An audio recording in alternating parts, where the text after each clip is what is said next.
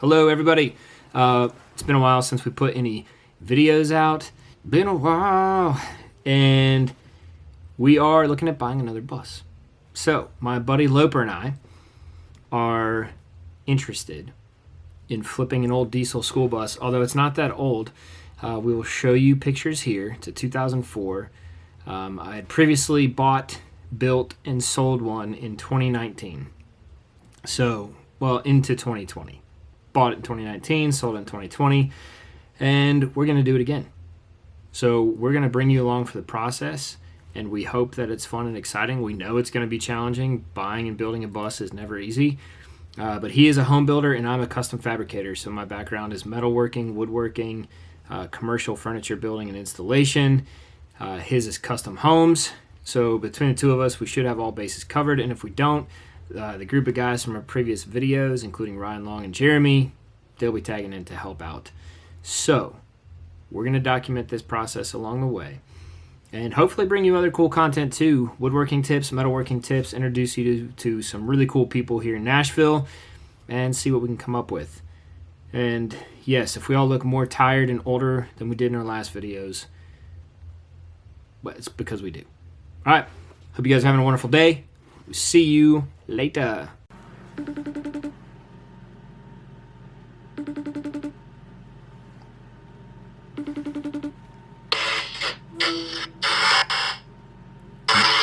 Dude, where are you?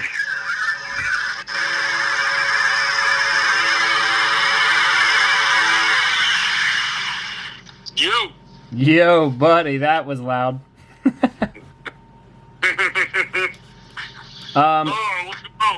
I've drawn something up to show you. Your reception's kind of messed up right now, but I am going to flip this around. So if you're going to put steel in, you don't actually need to have just holes, right? So what you want is a slotted pocket just like this. And okay, yeah, that's what they do when they put C-channels in, right? Exactly, but C-channel, I mean, somewhat overkill. It looks cool and it's flush and it's inset, but if you get 1/4 inch stock by 2 inch or 1 inch, so 1/4 inch thick, 1 to 2 inch wide, go ahead and slot that all the way through. You can have that plasma cut by KGS Steel. Essentially, what you're doing is, you know, your screw is going to come through like this, right? In through the bottom, and you're not worried about attachment pressure here. You're actually only worried about your horizontal movement left to right, which is why your table is starting to cup like this. So you can actually clamp it out onto the steel, flatten it, and with a washer, put the screw in there, and it's going to actually be able to move left to right without it going up and down. And so essentially you would have that whole steel bar across like that, right? And you'd probably do 2 of them. You might be able to do 3.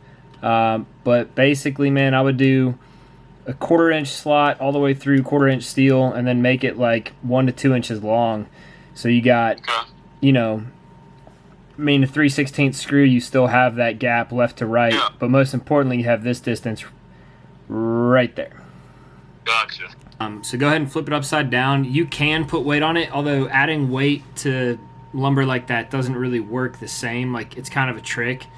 That tension's already been released in the board, so it's got to settle on its own.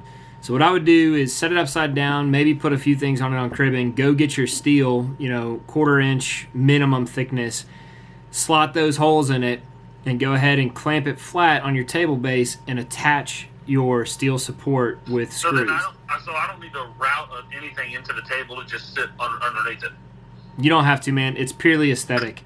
Yeah. And so that picture, was that going length of the table or across? It's going across the grain. Okay, that's what I thought. Yeah. So my recommendation too for stuff like this is if it's let's just call it a 30-inch wide table, I would cut your steel to like 26 inches, so you have 2 inches on each side where your hand's not cupping under and someone's going to get hit. I think because this was 2 different slabs that I did a river on and left the it's right at the skinniest part's like 37.5. I left the live edge on both sides so that it can butt up to the table and I can still get cords behind it, and then the front has a cool.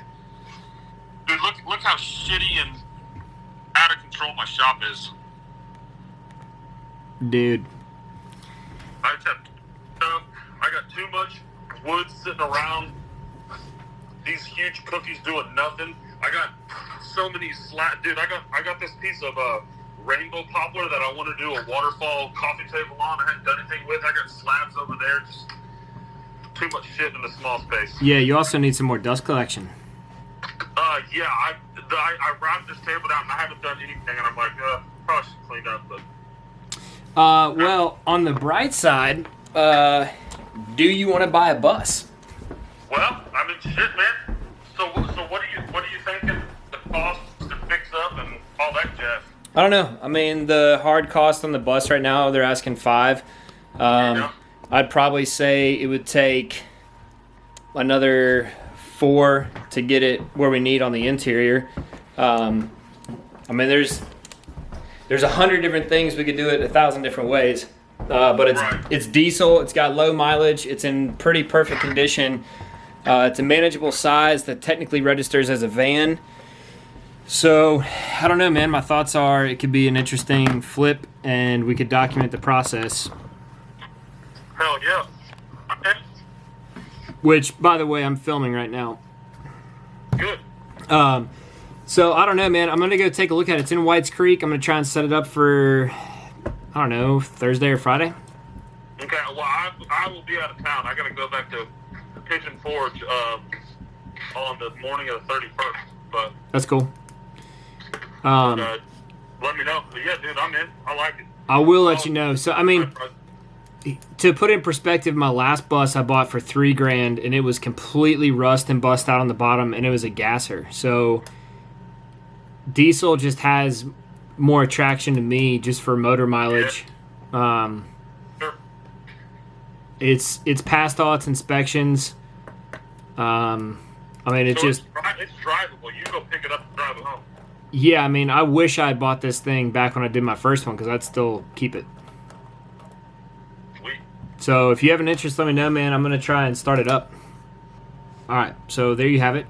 Apologies to Loper because I realized when filming for this video, my cell phone was pointed just below the drawing in SketchUp, so he couldn't actually see what I was describing. But basically, the principle there that I was explaining to him was that for a tabletop not to warp, when you properly attach it to the table base, or if you're putting metal strapping underneath the tabletop in an attempt to keep it flat or flatter, you want the opening for the screw to be larger than the screw size itself. I usually go by a standard of double. If it's a 1/4 inch screw, I'll have a 1/2 inch hole.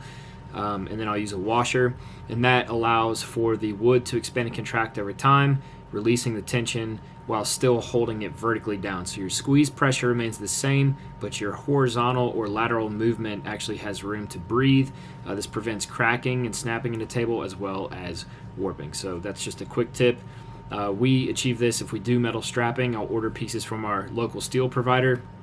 In Nashville, we use KGS steel, and we'll have them plasma cut out slots instead of holes. That way we even have room to attach multiple screws, or if one blows out over time or is stripped or snaps, whatever it is, we can replace it without having to remove it or tap the screw out.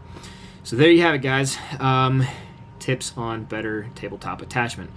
I can show some other videos on that when we go over to Loper's shop. So we might be buying a bus. We're going to go take a look at it this weekend. We've done this before with almost an identical model, 2 years younger. And it was a gas engine. It was a Chevy Collins with a Vortec V8. This is a diesel engine, which I'm excited about just for longevity. This chassis seems to be in far better condition than my previous bus. And the express goal of this project is to, A, have a lot of fun building it out, and B, hopefully turn a profit in the process when we sell it. Like anything, it's always a gamble. We can mitigate the risk with the fact that we are both fabricators and have an extensive network of builders and craftsmen in the area, as well as we have a lot of materials between the two of us and our group of friends. We have plenty of materials to dive in on this build with that we can reuse and recycle. So we will keep you guys posted on that, and we're going to go take a look at it this weekend. Hopefully be able to talk the guy down a little bit on price. It's $5,400. Right now, hopefully we can walk for $4,500, maybe even $4,000, but we don't want to insult the gentleman, especially knowing that it's a pretty awesome find. So stay tuned, and in the meantime, check out American Portraits Podcast anywhere that you find your podcast. See you guys, and have a wonderful day.